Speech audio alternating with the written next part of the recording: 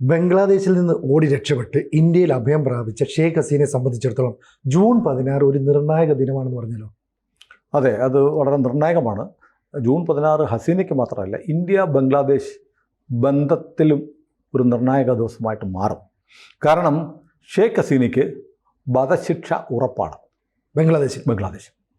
കാരണം ജൂൺ 16 ഷെയ്ഖ് ഹസീനയെ ഹാജരാക്കാൻ ബംഗ്ലാദേശിലെ ഒരു കോടതിയാണ്, കേൾക്കുമ്പോൾ നമുക്ക് UN-ൻ്റെ തോന്നും, ഇൻ്റർനാഷണൽ ക്രൈംസ് ട്രിബ്യൂണൽ ICT ഉത്തരവിട്ടിരിക്കുക. അതായത് ICTയിൽ ബംഗ്ലാദേശിൻ്റെ ചീഫ് പ്രോസിക്യൂട്ടറായ താജൽ ഇസ്ലാം ഹസീനയ്ക്കെതിരെ കുറ്റപത്രം അവതരിപ്പിച്ചു എന്ന് മാത്രമല്ല, ICT നിയമപ്രകാരം ഹസീന കുറ്റവാളിയാണെന്ന് പ്രഥമ ദൃഷ്ട്യാ കേസുണ്ട് എന്ന് കോടതി പറഞ്ഞു. ICT നിയമപ്രകാരം, അതായത് ഇൻ്റർനാഷണൽ ക്രൈംസ് ട്രിബ്യൂണൽ ബംഗ്ലാദേശിൻ്റെ ആണേ, ആ കോടതിയുടെ ഉത്തരവ് പ്രകാരം അതായത് കുറ്റവാളി എന്ന് തെളിഞ്ഞാൽ വധശിക്ഷ മാത്രമാണ് വിധി. അപ്പോൾ 16-ാം തീയതി ഹസീനയെ ഹാജരാക്കുന്നത് ഹസീനയോട് ചോദിക്കും, നിങ്ങൾ കുറ്റം ചെയ്തിട്ടുണ്ടോ ഇല്ലയോ എന്ന് ചോദിച്ചിട്ട് വിധി പറയാൻ വേണ്ടിയിട്ടാണ്. വിധി ഉറപ്പാണ്, കാരണം കോടതി ഇപ്പം തന്നെ പറഞ്ഞു കഴിഞ്ഞു ഹസീന ഇൻ്റർനാഷണൽ ക്രൈംസ് ട്രിബ്യൂണൽ പ്രകാരമുള്ള കുറ്റം ചെയ്തിട്ടുണ്ട്. എന്താ കുറ്റം എന്നറിയാമോ? ഹസീന മാത്രമല്ല, ബംഗ്ലാദേശിലെ മുൻ ആഭ്യന്തരമന്ത്രിയായ അസദുസമാൻ ഖാൻ കമാൽ, മുൻ പോലീസ് IG എന്ന ചൗധരി അബ്ദുള്ള അൽ മാമൂൻ, പിന്നെ ഷേഖ് ഹസീന, 3 പേർക്കെതിരെയാണ് ചാർജ്. 3 പേർ മാസ് മർഡർ, കൂട്ടക്കൊലകൾ നടത്തി എന്നാണ് കേസ്. അപ്പോൾ ഹസീന രാവിലെ എണീറ്റ് തോക്കോ വാളോ കത്തിയോ ബോംബോ എടുത്തുകൊണ്ട് പോയി ആളുകളെ കൊന്നൊന്നുമല്ല. ഹസീന അവിടെ പ്രധാനമന്ത്രിയായിരിക്കെ ജമായത്തെ ഇസ്ലാമിയുടെ നേതൃത്വത്തിലുള്ള ഒരു ഹൂളിഗൻസ്, ഗുണ്ടകൾ, വിദ്യാർത്ഥികളുടെ വേഷത്തിൽ വന്ന ആളുകൾ അവിടെ വലിയ കലാപം ഉണ്ടാക്കി ഡാക്ക സിറ്റി മുഴുവൻ ആക്രമിച്ചു. അറിയാലോ, ഓഗസ്റ്റ് മാസം നടന്നതാണ്. അതിനെ നേരിടാൻ പോലീസ് ആദ്യം ഇറങ്ങി, പോലീസ് ലാത്തിച്ചാർജ് നടത്തി, പോലീസ് വെടിവെച്ചു. അത് ഉത്തരവിട്ട് ചൗധരി അബ്ദുള്ള അൽ മാമൂൻ എന്ന് പറയുന്ന IG ആയിരുന്നു. അതിനുശേഷം പിന്നീട് എന്തായി, ആഭ്യന്തര വകുപ്പിൻ്റെ ഉത്തരവ് പ്രകാരമാണ് പിന്നീട് എന്ത് ചെയ്തു, സൈന്യം നടത്തിയ വെടിവെപ്പിൽ കടുത്ത അക്രമം നടത്തിയ 100ഓളം പേർ കൊല്ലപ്പെട്ടു. അതൊരു രാജ്യത്തെ ക്രമസമാധാനം ഉറപ്പാക്കാൻ വേണ്ടിയിട്ട് ഏതൊരു ഭരണകൂടവും ചെയ്യുന്നതാണ്. ഇപ്പം നാളെ കേരളത്തിൽ സംഭവിക്കാം. ഇപ്പോൾ കോഴിക്കോട് കൂത്തുപറമ്പ് വെടിവെപ്പ് നടന്നു അല്ലേ, MP രാഘവൻ്റെ കാലത്ത് കൂത്തുപറമ്പ് വെടിവെപ്പ് നടന്നു എന്നതിൻ്റെ പേരിൽ അന്നത്തെ മുഖ്യമന്ത്രി ആരെങ്കിലും ശിക്ഷിച്ചോ? ഇല്ല. പ്രതിയാക്കിയോ? ഇല്ല. വധശിക്ഷയ്ക്ക് കേസെടുത്തോ? ഇല്ല. ഇതൊക്കെ ക്രമസമാധാന പാലനത്തിൻ്റെ ഭാഗമായി ഉചിതമായ നടപടികൾ സേനയും സൈന്യവും പോലീസും ഒക്കെ എടുക്കും. അതിൻ്റെ പേരിൽ ആഭ്യന്തരമന്ത്രി, രാജ്യം ഭരിക്കുന്ന മുഖ്യമന്ത്രി അല്ലെങ്കിൽ പ്രധാനമന്ത്രി ഒന്നും കേസെടുക്കാൻ പറ്റും. കേരളത്തിലൊരു വലിയ കലാപം നടന്നു, പോലീസ് വെടിവെച്ചു, 2-3 പേരും മരിച്ചു. ഉടനെ പിണറായി വിജയനെ വധശിക്ഷയ്ക്ക് വിധിക്കുന്ന പോലെ കേരളത്തിൽ ആരെങ്കിലും കേസ് കൊടുക്കുകയോ കോടതി വിധിക്കുകയോ ഒന്നും ചെയ്യില്ല. പക്ഷെ ബംഗ്ലാദേശാണ്, ജമായത്തെ ഇസ്ലാമിയാണ് അവിടെ ഭരിക്കുന്നത്. ഈ ജമായത്തെ ഇസ്ലാമിയുടെ നിരോധനവും കഴിഞ്ഞ ദിവസം കോടതി നീക്കി. ജമാഅത്തെ ഇസ്ലാമി ഇപ്പോൾ ഏറ്റവും വലിയ മുസ്ലിം പാർട്ടി എന്ന നിലയിൽ ജമാഅത്തെ ഇസ്ലാമി അവിടെ തെരഞ്ഞെടുപ്പിൽ മത്സരിക്കാൻ പോവുക. ഏറ്റവും വലിയ രാഷ്ട്രീയ പാർട്ടിയായ ജനങ്ങൾ തിരഞ്ഞെടുത്ത അവാമി ലീഗിനെ നിരോധിച്ചിരിക്കുകയും ചെയ്യുകയാണ്. എങ്ങനെയുണ്ട്? അപ്പോൾ അതാണ് അവിടുത്തെ ജനാധിപത്യം. അപ്പോൾ ഷെയ്ഖ് ഹസീനയെ സംബന്ധിച്ച് ഷെയ്ഖ് ഹസീന ഈ കൊലപാതകങ്ങൾ, പോലീസ് വെടിവെപ്പ്, അക്രമം, ലാത്തിച്ചാർജൊക്കെ നടന്നതുകൊണ്ട് കൊലപാതകം നടത്തി എന്നാരോപിച്ചിട്ടാണ് കേസ് കൊടുത്തിരിക്കുന്നത്. ഇപ്പോൾ ചീഫ് പ്രോസിക്യൂട്ടർ അത് പറഞ്ഞു. അപ്പോൾ കോടതി മുമ്പാകെ വന്നു, ട്രിബ്യൂണലിൻ്റെ മുമ്പിൽ വന്നു. ട്രിബ്യൂണൽ ചോദിക്കുമല്ലോ, ഒരു ഭരണാധികാരി ലോ ആൻഡ് ഓർഡർ നടപ്പാക്കാൻ വേണ്ടി സേനകൾക്ക് ഉത്തരവ് നൽകുമ്പോൾ അതിൻ്റെ പേരിൽ എങ്ങനെയാണ് അവരെ കൊലക്കേസിൽ പ്രതിയാക്കുന്നതെന്ന ചോദ്യം കോടതി ചോദിച്ചില്ല. കോടതി പറഞ്ഞെന്താ, താജുൽ ഇസ്ലാം എന്ന ചീഫ് പ്രോസിക്യൂട്ടർ പറഞ്ഞതനുസരിച്ച് പ്രഥമ ദൃഷ്ട്യാ ഹസീന കുറ്റക്കാരിയാണ്. ഹസീന കുറ്റം ചെയ്തിട്ടുണ്ടോ ഇല്ലയോ എന്ന് 16-ാം തീയതി ഹാജരായി കോടതി മുമ്പാകെ ബോധിപ്പിക്കണം. ഇതാണ് ആദ്യത്തെ ഭാഗം. അപ്പോൾ ഹസീനയ്ക്ക് വധശിക്ഷ ഉറപ്പ്. രണ്ടാമത്തെ ഭാഗം, ഹസീന ഇപ്പോൾ എവിടെ? ഹസീന ഇന്ത്യയിലാണ്. ഇന്ത്യയിലിരിക്കുന്ന ഹസീനയെ എങ്ങനെ ജൂൺ 16 ഹാജരാക്കും? അപ്പം അവിടെയാണ് ഇന്ത്യയും ബംഗ്ലാദേശും തമ്മിലുള്ള ഒരു കളി വരാൻ പോകുന്നത്. കാരണം നേരത്തെ തന്നെ ഹസീനയെ വിട്ടുകിട്ടണമെന്ന് ആവശ്യപ്പെട്ട് അവരൊരു കത്ത് ഇന്ത്യ ഗവൺമെൻറ് കൊടുത്തിട്ടുണ്ട്, നമ്മൾ മറുപടി പോലും കൊടുത്തില്ല. ഇനിയിപ്പോൾ അവർ പറയാൻ പോകുന്നത്, ബംഗ്ലാദേശിലെ കോടതി മാസ് മർഡർ കേസിലെ, കൂട്ടക്കൊലപാതക കേസിലെ പ്രതിയാണ്, വധശിക്ഷ വിധിച്ചിട്ടുള്ള പ്രതിയാണ്, അതുകൊണ്ട് അവരെ വിട്ടുതരണം എന്നാവശ്യപ്പെട്ട് ഔദ്യോഗികമായ ഒരു കത്ത് ഇന്ത്യ സർക്കാരിനും ഇന്ത്യയിലെ കോടതികൾക്കും ഒരുപക്ഷെ അയച്ചേക്കാം.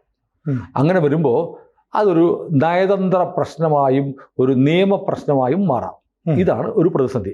അപ്പോഴും സാധാരണ ഇന്ത്യയും ബംഗ്ലാദേശും തമ്മിൽ കുറ്റവാളികളെ കെട്ടുന്ന കരാറൊന്നും ഇല്ലെങ്കിൽ പോലും പരസ്പര സൗഹൃദത്തിലുള്ള രാജ്യമായതുകൊണ്ട് അങ്ങനെയൊക്കെ ചെയ്യുന്നുണ്ടായിരുന്നു.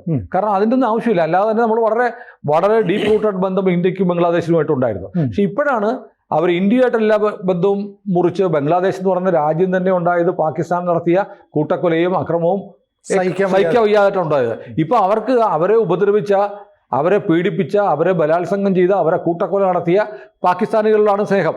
അവർക്ക് സ്വാതന്ത്ര്യം നേടിക്കൊടുത്ത ഷെയ്ഖ് മുജീബ് റഹ്മാന്റെ, ഹസീനയുടെ അച്ഛൻ്റെ പ്രതിമകൾ തകർത്തു, സ്മാരകം തകർത്തു, അവിടെ ഇറക്കിയ നോട്ടുകളിൽ നിന്ന് ബംഗ്ലാദേശി ഡാക്ക എന്ന് പറഞ്ഞ കറൻസിയാണ്, അതിൽ നിന്ന് അദ്ദേഹത്തിന്റെ ചിത്രം വരെ നീക്കി. അങ്ങനെ വീണ്ടും പാകിസ്ഥാന്റെ ഭാഗമാകാൻ ആഗ്രഹിക്കുന്നത് പോലെയാണ് ഇപ്പോൾ ബംഗ്ലാദേശ് ഓരോ ദിവസവും പെരുമാറിക്കൊണ്ടിരിക്കുന്നത്. ആ ബംഗ്ലാദേശ് ഇനി ഇന്ത്യയുമായി എന്ത് നിലപാടെടുക്കും? ഞങ്ങളുടെ രാജ്യത്തെ കോടതി ട്രിബ്യൂണലിൽ വധശിക്ഷയ്ക്ക് വിധിച്ച ആളെ വിട്ടുകിട്ടണമെന്ന് ഇന്ത്യയോട് ആവശ്യപ്പെടാൻ സാധ്യതയുണ്ട്. അപ്പം നയതന്ത്ര തലത്തിൽ അങ്ങനെ ഒരു ആവശ്യം ഉന്നയിക്കാം. പക്ഷേ ഞാൻ ചോദിക്കട്ടെ, ബംഗ്ലാദേശും ഇന്ത്യയും തമ്മിലുള്ള ഒരു കരുത്ത് നോക്കിക്കഴിഞ്ഞാൽ ഇന്ത്യൻ സൈന്യം വേണമെങ്കിൽ ബംഗ്ലാദേശിൽ നിന്ന് ആക്രമിച്ചാൽ എന്ത് സംഭവിക്കും അവർക്ക് നല്ല ബോധ്യമുണ്ട്. അങ്ങനെയുള്ള ഒരു രാജ്യം ഇന്ത്യ പോലെ വിപുലമായ അധികാരങ്ങൾ, ഇപ്പോൾ പാകിസ്ഥാനുമായിട്ടുള്ള ഏറ്റുമുട്ടലൊക്കെ നടത്തിയപ്പോൾ ഇന്ത്യയുടെ സൈനിക ശക്തിയൊക്കെ അവർ കണ്ടതാണ്. ആ സമയത്ത് ഇങ്ങനൊരു ആവശ്യം ഉന്നയിക്കും എന്നതിനപ്പുറത്തേക്ക് ഒരു ആജ്ഞയുടെ സ്വരത്തിലേക്ക് പെരുമാറാൻ അവർക്ക് പറ്റില്ലല്ലോ. ഇപ്പോൾ തന്നില്ലെങ്കിൽ ഞങ്ങൾ അങ്ങനെ ചെയ്തു കളയും. ഇനി മാത്രമല്ല, അവിടുത്തെ ഉത്തരവിടേണ്ടത് ഈ താൽക്കാലിക ഭരണകൂടത്തെ നയിക്കുന്ന മുഹമ്മദ് യൂനിസ് അല്ലേ? അല്ല, കോടതിയാണ് ഉത്തരവിട്ടത് അല്ലേ? അപ്പൊ കോടതി അങ്ങനെ ഒരു ഉത്തരവിട്ടാൽ പോലും ഇത് നടത്തി കൊടുക്കേണ്ട സൈന്യം അല്ലെങ്കിൽ അവിടുത്തെ പോലീസ് അല്ലേ? അപ്പോൾ അത്തരത്തിലൊരു തീരുമാനം ഇന്ത്യക്കെതിരെ കൈക്കൊള്ളാനും മാത്രമുള്ള ശക്തി അവർക്കുണ്ടോ? ബംഗ്ലാദേശും കൊണ്ട് സൈന്യത്തെ അയച്ച് ഹസീനയെ പിടിച്ചുകൊണ്ട് പോകുന്ന ആരും സ്വപ്നത്തിൽ പോലും വിചാരിക്കത്തില്ല. അതിനുള്ള ശേഷി, അത് സ്വപ്നം കാണാൻ പോലുമുള്ള ശേഷി ബംഗ്ലാദേശിനില്ല. പക്ഷേ അവർക്ക് ചെയ്യാവുന്ന കാര്യങ്ങളുണ്ട്. കാരണം നമ്മളും പല രാജ്യങ്ങളിൽ നിന്നും കുറ്റവാളികളെ വിട്ടുതരണം എന്നൊക്കെ പല രാജ്യങ്ങളുടെ ആവശ്യപ്പെടുകയും അമേരിക്കയിൽ നിന്നും കാനഡയിൽ നിന്നൊക്കെ ആവശ്യപ്പെടുകയും ചിലരെയൊക്കെ വിട്ടുകിട്ടുകയൊക്കെ ചെയ്യാറുണ്ട്. അപ്പോൾ ഇത് ഞങ്ങളുടെ കോടതി, രാജ്യത്തെ പരമോന്നത ക്രിമിനൽ കോടതി വധശിക്ഷയ്ക്ക് അർഹതയുണ്ട് എന്ന് കണ്ടെത്തിയ ഒരാളെ ഇന്ത്യ സംരക്ഷിക്കുന്നു എന്ന് പറഞ്ഞ് ബംഗ്ലാദേശിന് വേണമെങ്കിൽ ഐക്യരാഷ്ട്ര ഫോറങ്ങളിൽ, അന്താരാഷ്ട്ര ഫോറങ്ങളിൽ പോകാം. അങ്ങനെയൊക്കെ ഉണ്ടല്ലോ, ഡിപ്ലോമാറ്റിക് തലത്തിൽ ഇടപെടാം. അത്തരം ചില കാര്യം നമ്മളെ മോശമാക്കാനുള്ള ചില കാര്യങ്ങൾ അവർക്ക് ചെയ്യാം. പിന്നെ ചെയ്യാവുന്നുള്ളത്, അതിനൊന്നും ആലോചിക്കാനുള്ള കെൽപ്പൊന്നും ബംഗ്ലാദേശിനില്ല. വേണമെങ്കിൽ അവിടുത്തെ ഇന്ത്യൻ ഹൈ കമ്മീഷണറെ പുറത്താക്കാം, വിളിച്ചു വരുത്തി ശാസിക്കാം.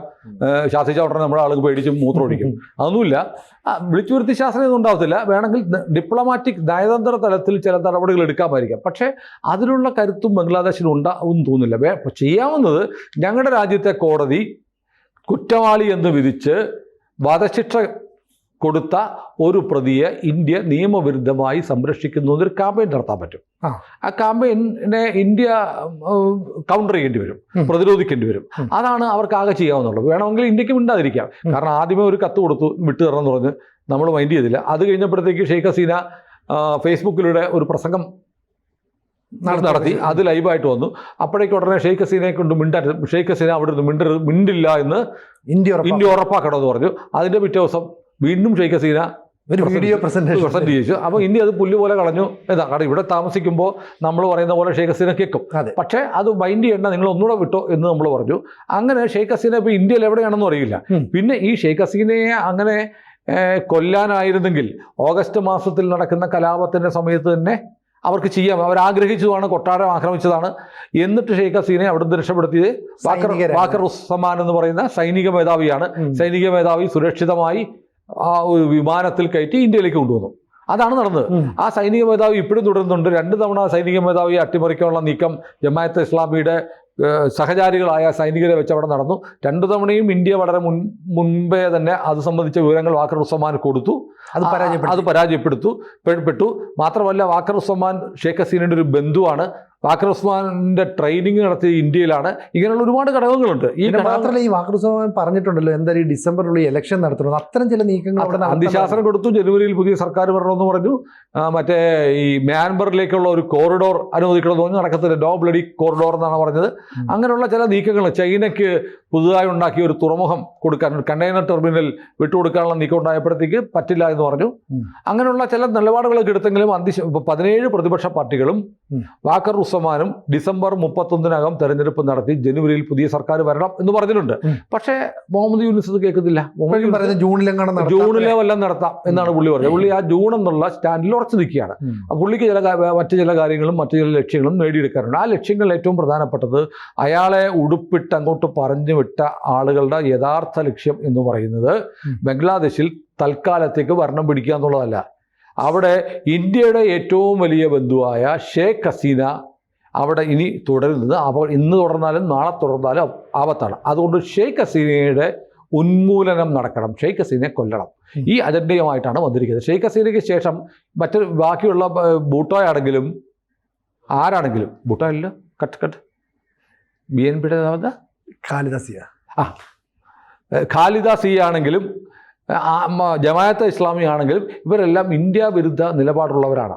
അതുകൊണ്ട് ഷെയ്ഖ് ഹസീനയുടെ പാർട്ടിയാണ്, അവാമി ലീഗാണ് ബംഗ്ലാദേശിലെ ഏറ്റവും വലിയ പാർട്ടി. ഇപ്പോൾ തെരഞ്ഞെടുപ്പ് നടന്നാലും ഷെയ്ഖ് ഹസീന തിരിച്ചു വരും, അവാമി ലീഗ് ജയിക്കും.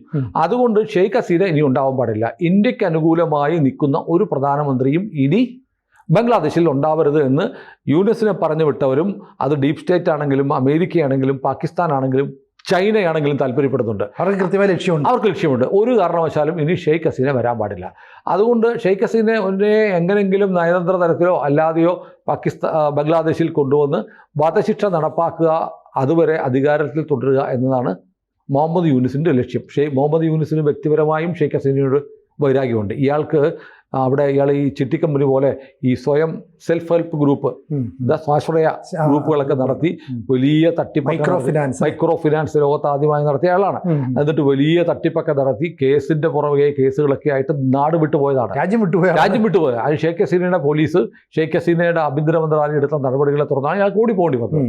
അതിന് പകരം വീട്ടുക എന്നുള്ളത് ഇയാളുടെ ഒരു ലക്ഷ്യം കൂടിയാണ്. അതുകൊണ്ട് ഷെയ്ഖ് ഹസീനയുടെ ശത്രുവായ മുഹമ്മദ് യൂനുസിനെ തന്നെ അവിടെ കൊണ്ടുവന്ന് കെട്ടിയിറക്കിയത്. അപ്പോൾ ഷെയ്ഖ് ഹസീനെ ഫിനിഷ് ചെയ്യുക എന്നുള്ള ലക്ഷ്യമാണ് അയാളെ സംബന്ധിച്ച്. അയാൾ ജൂൺ വരെ ഈ കാലാവധി നീട്ടിക്കിട്ടാൻ ശ്രമിക്കുന്നത്. എങ്ങനെയെങ്കിലും ഒരു ഇൻ്റർനാഷണൽ കോർട്ടിലോ അല്ല ഐക്യരാഷ്ട്രസഭയിലോ ഒക്കെ പോയിട്ട് അല്ലെങ്കിൽ മറ്റു രാജ്യങ്ങളുടെ സമ്മർദ്ദങ്ങൾ ചെലുത്തിയിട്ടോ ഇന്ത്യയിൽ നിന്ന് ഷെയ്ഖ് ഹസീനെ വിട്ടുകിട്ടുക. പക്ഷേ അത് നടക്കുമെന്നൊന്നുമില്ല. കാരണം നരേന്ദ്രമോദി എന്ന് പറയുന്ന ആൾ ഇന്ത്യയുടെ പ്രധാനമന്ത്രി ആയിരിക്കുമ്പോൾ മോദി അഭയം കൊടുത്ത ഒരാളെ കൊലയ്ക്ക് വിട്ടുകൊടുക്കാൻ മോദി ഉയർത്തിപ്പിടിക്കുന്ന മൂല്യങ്ങളും സംസ്കാരവും അനുവദിക്കുന്നില്ല. അതുകൊണ്ട് മുഹമ്മദ് യൂനുസിൻ്റെ സ്വപ്നമായി നിൽക്കത്തേ ഉള്ളൂ.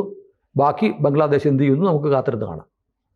കൂടുതൽ വാർത്തകളും വിശേഷങ്ങളും നിങ്ങളിലേക്ക് എത്താൻ ABC മലയാളം സബ്സ്ക്രൈബ് ചെയ്യുക, ബെൽ ബട്ടണും അമർത്തുക.